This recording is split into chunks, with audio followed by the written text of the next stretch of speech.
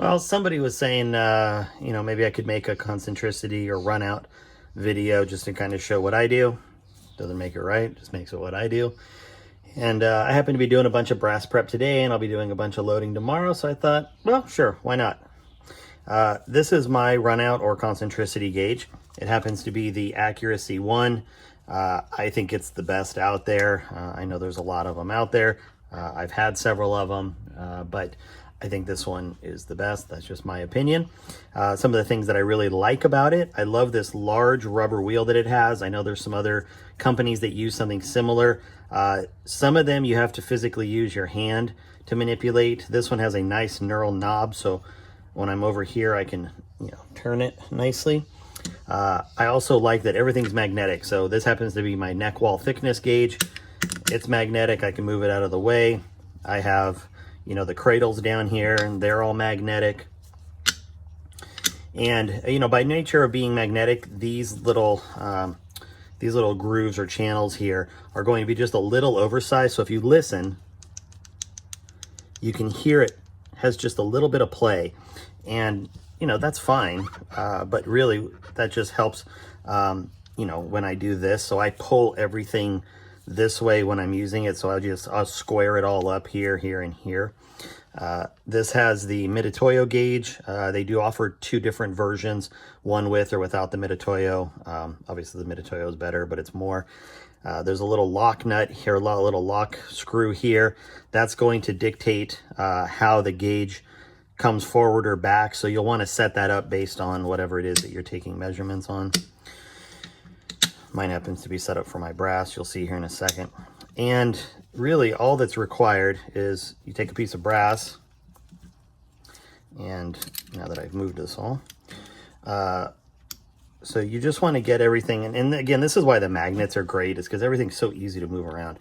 Now back here, it's hard to see with the wheel in the way, but back here there's a pin, and that pin is going to be your backstop for the brass to hit. Okay.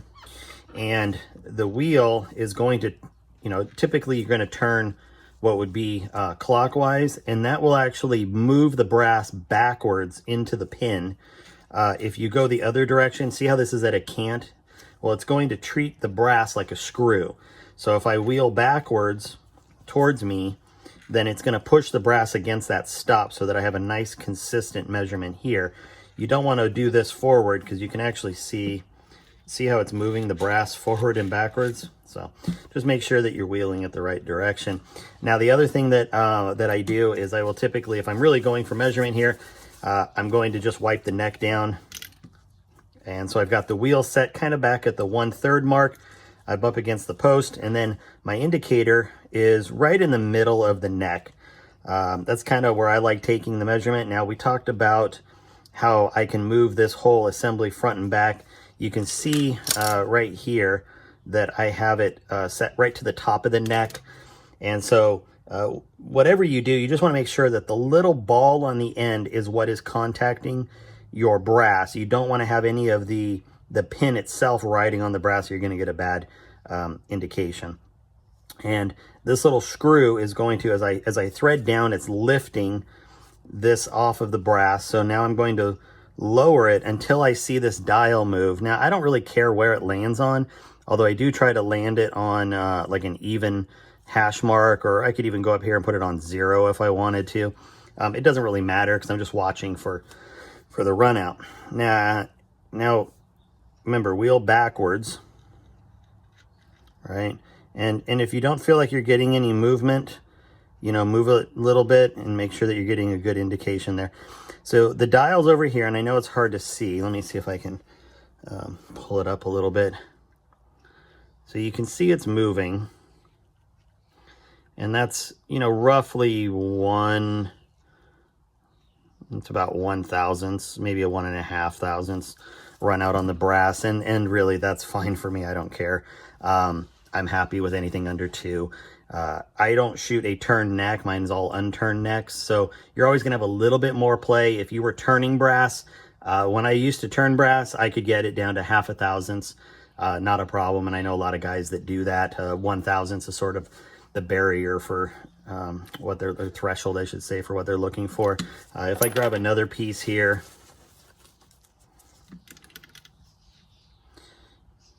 you can see this one. I mean, this one's under 1,000, so it's probably about 3/4 of a thousand.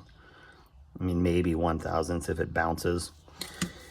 So for me, this is fine, and I know this is where my brass sizes and you know how my dies work, and so you know this one's right about 1.5 again, and so I know this is where it is. Now I don't use this every time I reload. I will, however, use it anytime I'm changing dies, anytime I'm setting up a new press or doing anything like that, which again is admittedly pretty rare. That being said, I still love having the gauge. You know, I've thought about getting rid of it. Like, why do I need it if I know I'm doing everything right? But, you know, I really think this is a game where, you know, you need to have some checks and balances once in a while, and having really good equipment to check your gear is really critical. So I'm going to go ahead and keep doing my brass prep. You guys don't need to hang around for that. But, you know, video-wise, I'll be back in a second, and I will show you loaded round runout. All right, so we're back, and I did some loading today. We saw the brass, and now I'm going to show you loaded rounds.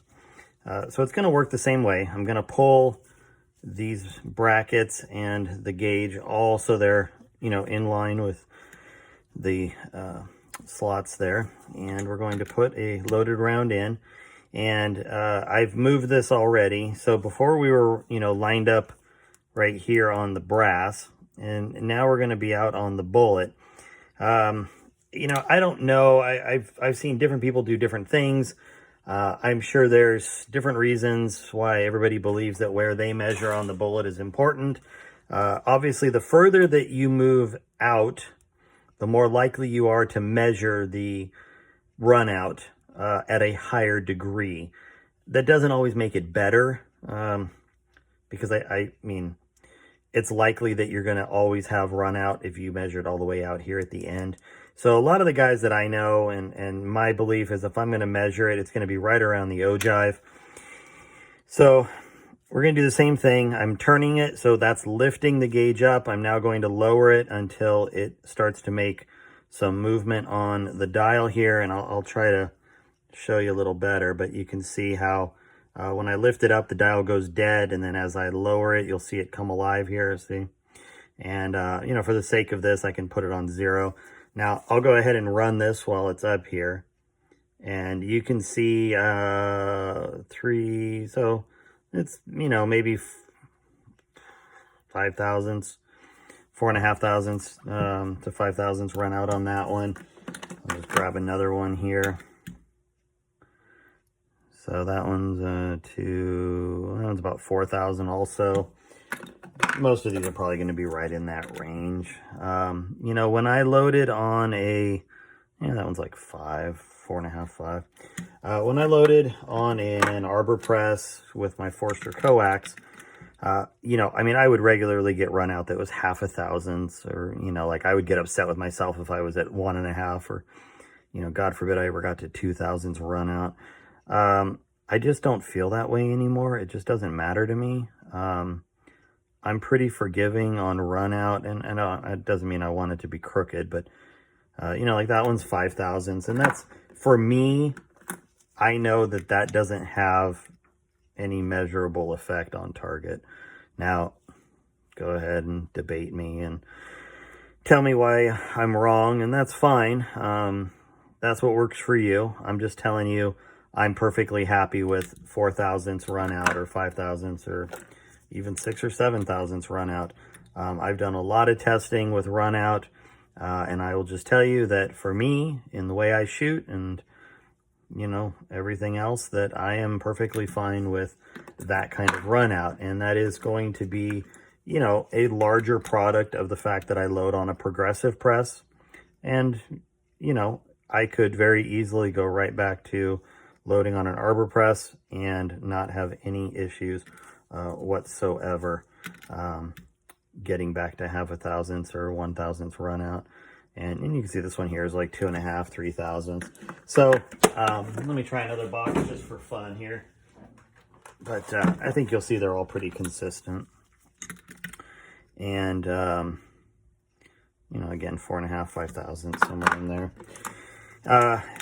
And this really isn't a debate over like what the Runout should be. I'm not, you know, this is what works for me. So that one's like 3.5. So, you know, this is more about how to measure whatever device it is, and you can decide what's right for you. Now, we talked about this. This is the Accuracy 1 gauge. It's really expensive for what it is. I want to say it's, I don't know, I think I spent 400 bucks on it, something like that. I can't remember anymore. You know, the neck wall thickness gauge is another 60. So I've got a lot of money tied up in this particular gauge. Now, that doesn't mean this is the only gauge that's out there, and it certainly doesn't mean it's the only one that works for what you want to do. There's also the Hornady one, which I have a lot of friends I shoot with in my club that really love the Hornady gauge. Trying to think what other ones people really like. Nico, I can't remember the exact name. There's another one out there that's a little more specialized, and it's really good. You know, but I think for the money, if you're just kind of getting into it, or concentricity isn't something that you think you're going to measure all the time, and you just want to get just a nice rough bearing on where you're at, I think the Hornady is really tough to beat, and I will put a link to that in the description as well if you want to take a look at it.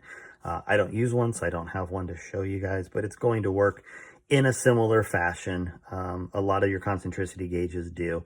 They're all going to have some kind of a bearing surface for the bullet to ride on. They're going to have some kind of a gauge to ride on the brass or the bullet. And most are going to have some sort of an operating wheel. Some you just roll, you know, like this would be off and you would just roll the bullet with your hand, like the Sinclairs and some of the other ones do that. So none of it's bad. I mean, it all accomplishes the same goal in the end. And like I said, this isn't honestly something I spend a lot of time losing sleep over. I have the gauge. I use it once in a while. It is not something that every time I load, I, you know, get out here and try to see exactly where it's at. Because at the end of the day, I've got other things that are more important to me in the reloading process than making sure my concentricity is half a thousandths this way or that way. I know I'm in the window. I know how I load. I know it's going to be in that window, and I'm okay with that. So anyway, hope it helps.